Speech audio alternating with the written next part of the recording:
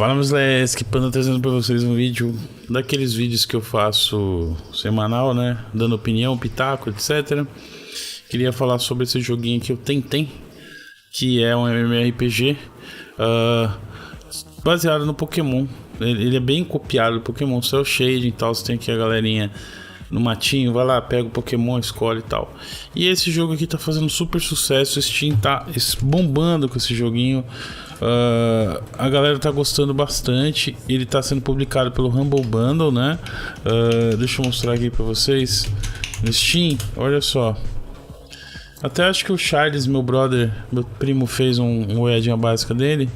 Se você quiser dar uma olhada, muito positivo, muita gente curtindo. E ele tá dando um pau no Pokémon novo lá, aquele Pokémon que os caras fizeram novo aí, tiraram, né, o Game Dex e tal, e o index dos Pokémon, agora estão colocando de volta como DLC e tal. A gente até tinha mencionado isso, né? E eu tava falando isso, engraçado, em dois chats que eu participei hoje, tava falando sobre esse assunto, e aí eu queria deixar uma passando aqui, um Panda Pitaco, pra deixar pronto isso, pra não ter que ficar explicando, né? Que eu já falei que uma das formas que eu faço os vídeos aqui no canal já deixo salvo pra não ter que ficar falando a mesma coisa várias vezes, né? Então, tava lá num dos grupinhos, esses grupinhos aí de Flame que eu participo, né? E uma galerinha lá, porque agora não tem mais, né? Devido à morte dos exclusivos que o PlayStation tá passando, então agora não tem porquê justificar. Então eles ficam brigando agora para o pessoal do Xbox com o pessoal do PlayStation, falando que por exemplo, Cyberpunk foi adiado porque o Xbox One é muito fraco, não ia conseguir rodar o jogo, né? Nossa, eu descobri isso agora, que os consoles são fracos. E aí pior que assim, aí os choristas botam a culpa no caixista, né? Não, é o seu videogame que é muito fraco. Não, todos são, né? Até essas versões novas aí são fracos, mas enfim, quando o videogame sai já da fábrica, já sai fraco, perto do potencial do PC. Mas não era isso que eu queria falar, eu queria falar sobre isso aqui, ó. Uma coisa interessante, porque assim, eles gostam de usar o seguinte argumento, né? Segundo o Betinho, que é um dos meninos que participa lá do grupo, pra me fisgar é só falar que indie é o futuro, né? Indie é o futuro. Eles têm essa impressão que indie é uma escala. Tem o jogo indie e tem o jogo AAA, né? Então, ou é indie ou é AAA. No meio termo não existe, né? E aí, eu gosto sempre de lembrar desse jogo aqui, o Kingdom Come Deliverance. Eu até fiz uma série, né? Tá meio abandonada aí no canal, mas vou terminar essa série pelo menos, tá? Que é um RPG feito pela Warhorse Studios, tá? Inclusive vai fazer 2 anos agora, né? Isso é em fevereiro de 2018. E é maravilhoso, um dos melhores jogos de RPG que tem aí disponíveis, né? E ele é como se fosse um AAA, né? Ele saiu para as três plataformas. Daqui a pouco, se bobear, sai uma versão para o Switch, né? E eles fizeram uma entrevista, eu sempre achei interessante. Eu procurei isso aqui, ó. Isso aqui foi em 26 de fevereiro de 2018, né? 2 anos ele deu essa entrevista aqui, né? Eu admito que eu queria que a gente tivesse mais tempo antes de polir o jogo, né? Para poder lançá-lo. Porque isso é o que um jogo AAA merece, né? Ele disse no fórum sobre isso, né? O jogo não é um AAA, ele tem aquele... ele é mais tipo AA, né? Igual o Hellblade Senua Sacrifice, né? Por que a gente... muitos dos camponas, eles usam esse termo AAA, eles não sabem de onde que vem, né? Esse AAA são as 3 qualidades, tanto na produção do jogo, né? Quanto no desenvolvimento do jogo e também no marketing. Então são os AAAs, quer dizer, tem uma grana. Um dos terceiros aí é o marketing envolvido para massificar, vender e conseguir recuperar o investimento, né? Então por isso que se fala em AAA, né? Não só graficamente, desenvolvimento, mas também o marketing. Muitos caras acham que não, indie é grafiquinho fraco e AAA é gráfico pesado e nada mais podia ser tão diferente, né? E aí ele fala isso aqui, ó. O que é uma tentativa de fazer uma ponte entre os dois. É um jogo indie no coração, né? No seu cerne. Mas é mais hardcore, demanda mais de você, é mais poderoso, né? Com os visuais e os valores de produção de um AAA. Eu não vejo ele competindo com o Assassin's Creed ou Shadow of War, né? Nós não temos os recursos para criar jogos como aquele tipo. Eu não vejo-nos também como uma empresa indie. O que eu vejo em jogos AAA, né, como nos AAAs, como a gente mencionou acima, é fazer jogos cada vez mais bonzinhos, né? Que são melhores para os jogadores mais casuais, os que não prestam atenção. Ele fala assim, absent-minded, mais casuais, né? Eles são jogos que estão, em efeito, se auto-jogando, né? Você não tem uma participação. E aí a gente estava falando isso também com o Cálculo, S, com a galera. A gente estava lembrando de uma época que existia, né? Onde existiam os jogos, que não existia nem revista, né? Como a época do Zangado fala, as revistas da Ação Games e tal, que você tinha lá os detonados e tal. Tinha uma época anterior a isso que nem isso existia. Não existia essas revistas, não existia YouTube te dando dicas, não existia nem o Game FAQ, né? O Game FAQ começou quando? Em 2000? Quando foi o primeiro ano que ele surgiu, né? Deixa eu ver. Que durante um tempo o Game FAQ foi uma coisa em 1995, ó, 5 de novembro de 1995, 24 anos atrás que saiu o Game FAQ. Quem não conhece, o Game FAQ é um site, né, que antigamente era a fonte dos detonados. A galera escrevia, né, os Frequently Asked Questions. FAQ é isso, é perguntas sempre perguntadas. Então tem aqui os boards, as pessoas, qual a melhor forma e tal, tudo vinha aqui e resolver. Hoje em dia já nem existe mais, o pessoal procura no YouTube, no Google e tal, sempre tem guia para você fazer o jogo, né, as perguntas, as respostas. Naquela época não existia, a gente não tinha esse tipo de coisa para ajudar, né. Eu fico lembrando, por exemplo, do Darklands. Jogavam Darklands naquela época. Como é que você sabia? Não tinha manual, não tinha nada, tinha que aprender inglês, né, para poder fazer a coisa funcionar. Aí eu tava pesquisando para fazer esse vídeo, eu achei um cache, né, porque sumiu isso aqui, né, mas achei um cache do Ghostcrawler falando sobre como que é profundidade versus acessibilidade, né, no League of Legends, por exemplo, que é o jogo mais jogado atualmente, né. As ideias de design, né, para quem eles estão criando esse design, porque assim, tem vários jargões que o pessoal que desenvolve jogos usa. Então, por exemplo, esses são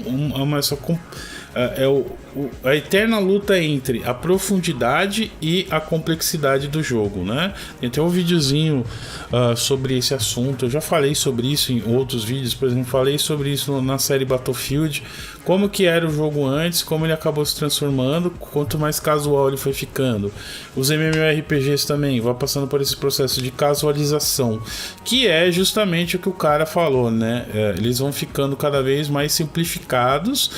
Na prática o jogo vai se jogando sozinho, você vai tendo um público, vai aumentando, na prática vai aumentando o seu público e vai aumentando também o quanto você quer, né? Então, uma das teorias iniciais do League of Legends era que ele não deveria sacrificar profundidade por acessibilidade. O League não ia tentar ser super fácil de aprender por medo de perder a profundidade que a equipe queria que ele tivesse, né? Quando você tem um jogo complexo com muita profundidade como League of Legends, há um risco inerente de que ele seja muito complicado de aprender e jogar, e eu acho que a maioria de nós concorda que League está nessa categoria. Problema do League of Legends, por exemplo, se você vai começar a jogar hoje, você tem que aprender, não sei nem quantos campeões, deixa eu ver, how many champions low, vamos ver, quantos 148 campeões, né? Ele tem 148 campeões agora, em janeiro de 2020. Ou seja, você tem que aprender esses... lógico, tem as funções específicas, mas você tem que saber a lista. Então, quanto mais tempo o jogo, mais complexo ele vai ficando. Essa é a complexidade. A profundidade é que, mesmo com poucas regras, né? Poucos campeões e tal, por exemplo, o Elder Scrolls Online, que é o jogo que eu jogo, o ESO. Nós temos 6 classes que podem ser construídas de diversas formas, vários níveis, né, de complexidade. Você pode fazer build híbrido, pode, mas normalmente você faz estamina ou mágica. E aí a gente entra no metagame, né, que é o Most Effective Tactic Available, a tática mais eficaz disponível, né? Isso é o que acaba acontecendo também nesse tipo de jogo. No League of Legends, quando saem as novas as novas versões do jogo, o meta vai modificando, né? Então é interessante, vou deixar esse texto também lá na descrição para explicar um pouquinho, né? Porque, como eu disse, esse é um vídeo para explicar o que eu quero dizer. Quando eu dou risada desses moleques, eles vêm querer forçar que esses jogos AAA, eles são uns jogos muito completos, são o ápice da magia da indústria dos games de fazer esses jogos. Não tem nada a ver isso que vocês estão falando. Tem um site também que eu encontrei aqui durante essa, né, eu tava fazendo, que é o Old vs New. É bem interessante pra gente ver, ó. Super Mario Bros. Ele compara o jogo quando o jogo, a primeira versão de jogos, né, de franquias já estabelecidas versus as versões novas, né? Só que ele não está atualizado, acho que desde 2015, né? Então ele mostra como que funcionava e como funciona hoje, né? O Pokémon também, ó, a primeira versão em 99, o Red and Blue, vendeu 31 milhões de cópias, né? E aí na época, isso aqui foi o 2014, o Omega Red Ruby, Alpha Sapphire. Ainda já tem, né? Agora já tem o Sword and Shield, né? O GTA original, muita gente nem nunca viu, né? Da visão de cima, né? Que saiu em 97, e o GTA V, né? Então essa modificação que vai tendo na jogabilidade. O Call of Duty, por exemplo, que muitos camponeses nem chegaram a jogar, não sabia que o código original era exclusivo do PC, e vendeu 4 milhões e 500 mil cópias. Já naquela época, pro PC em 2003, era um número assustador, né? Muita coisa. E hoje em dia, né, na época do Black Ops 6. Então eu vou deixar esse link também, bem interessante para ver, né, a diferença dos jogos antigos e os novos. E também vou deixar esse aqui, que eu achei muito legal. Isso aqui, maravilhoso, né? Explicando algumas coisas do Battlefront, na perspectiva de alguém que jogou o Battlefront o 2, né, esse novo que saiu agora, e o Battlefront antigo mesmo, o Battlefront de 2005, né, versus o Battlefront de 2017. Ele fez uma comparação de spawn, né, onde no antigo jogo você podia escolher onde você nascia, nesse aqui é aleatório. Star Card, né, você podia jogar com outros personagens, nesse não pode. No jogo antigo você podia jogar com 6 unidades, né? Tinha Stormtrooper, Shock Trooper, Scout Trooper, Imperial Engineer, Imperial Officer, Dark Trooper. Você não precisava de pontos e tal. Nesse novo agora você não tem, você só tem os heroes, né? Você tem os heroes diferentes. Quantos heroes tem, a comparação, tudo isso ele vai comparando, né? E no final ele até pergunta, né? Você podia jogar com todos os tipos de veículos e tal. Ele faz uma comparação, fez um vídeo em comparação. Então a gente vê, é uma coisa, isso é um fato que os jogos estão ficando cada vez mais casualizados, né? Isso é um fato. Essa imagenzinha aqui, ó, deixa eu colocar ela aqui para deixar. Esse aqui é o que simplifica, que mostra um pouco como que funciona isso, né? Olha só como que era antigamente. Tinha 3 vidas, aqui mostrava, tinha que o espetinho, passarinho e GG, não tinha nada. Agora como é que é, né? Conquista destravada, dá um passo. Muito jogo tem, você abre o jogo e já te dá a conquista, né? Aí já aparece um aviso: compre um DLC para você ter mais um personagem. Aí vem aqui, ó, o tutorial: cuidado com os bichos, tente usar o passarinho para pular para lá, tá ligado? Aperte X para pular de novo no ar. Objetivo: colecione as moedas e tal.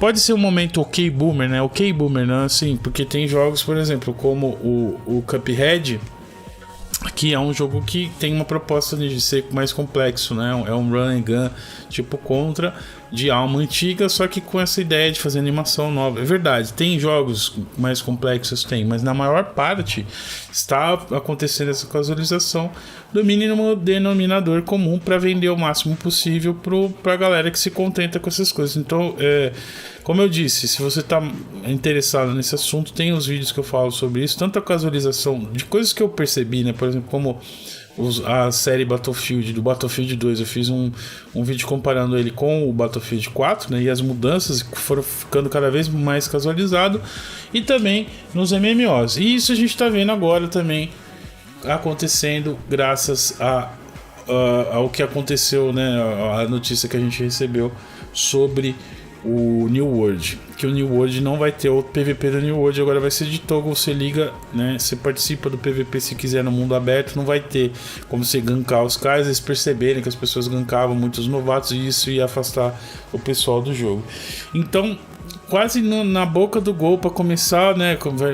Tá nos últimos minutos do segundo tempo para lançar o jogo, os caras mudaram totalmente a ideia do jogo e agora eles vão se preparar para esse flop, né? Porque muita gente vai jogar o comecinho ali, mas depois o que vai te prender no jogo, né?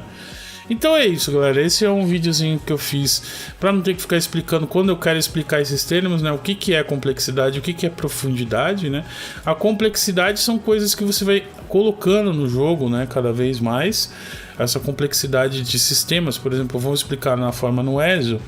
É a complexidade de você colocar novos sistemas agora, o sistema de antiguidade, o sistema de você ter uma nova peça de equipamento, então você vai colocando o sistema de joalheria, não tinha antes, agora tem, então você vai colocando esses sistemas e vai deixando cada vez maior o sanduíche, né?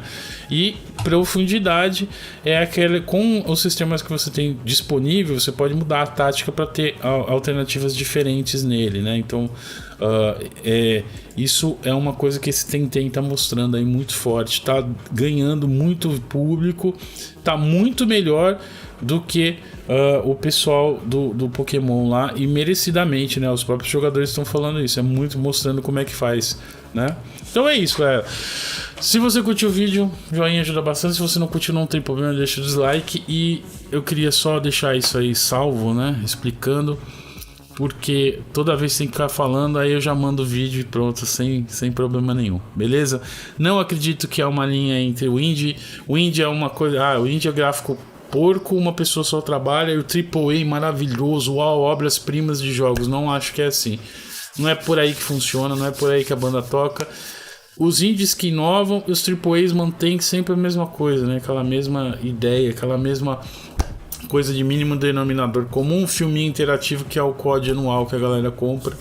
Ou então os FIFA, que só na jogabilidade muda quase nada ou coisa nenhuma, né? Só muda o roster de jogadores e eles vendem o mesmo jogo todo ano e os caras vão lá e compram. É isso. Valeu, beijo, até o próximo vídeo. Fui.